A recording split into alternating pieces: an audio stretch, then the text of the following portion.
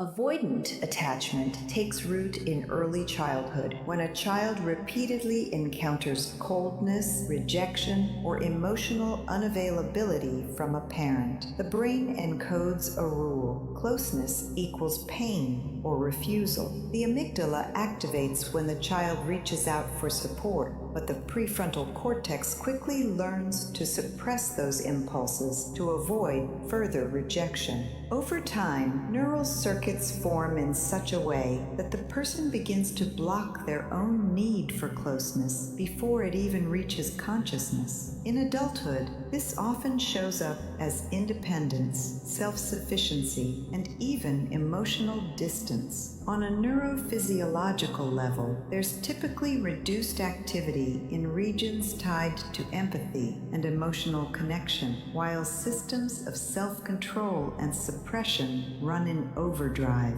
The individual may long for closeness, but their brain preemptively engages a protective mechanism: distance. As a profiler, I see this as an important pattern. Avoidant attachment often disguises itself as rationality and control, but underneath it always traces back to a formative childhood experience. Understanding those origins helps reveal not only the person's behavioral tendencies, but also the hidden vulnerabilities that shape how they respond under pressure.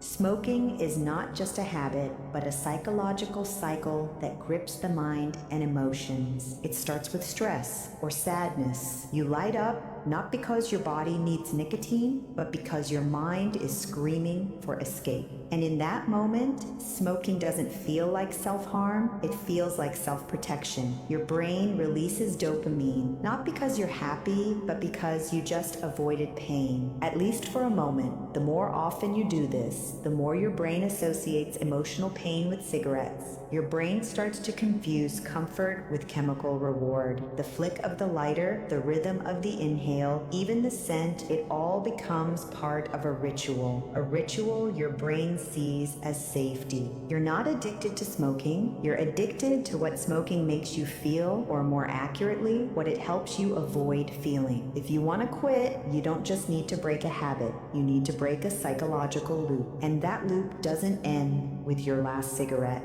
It ends the first time you sit with the discomfort and choose not to run from it. That's not weakness. That's the beginning of power. Follow for daily neural tips and how it works. Adrenaline addiction is a state in which the brain becomes accustomed to constant surges of stress hormones and begins to seek new triggers to activate them. This process is linked to the hypothalamic pituitary adrenal HPA axis, which regulates the stress response. Each time adrenaline is released, the brain activates the amygdala and the reward system, creating a sense of heightened arousal and control. Over time, this sensation becomes a form of fuel, and the person starts consciously or unconsciously creating stressful situations to achieve the same emotional high. In more severe cases, adrenaline addiction can be paired with reduced activity in the prefrontal cortex, which diminishes the ability to inhibit impulses and evaluate consequences. The brain essentially drives the person toward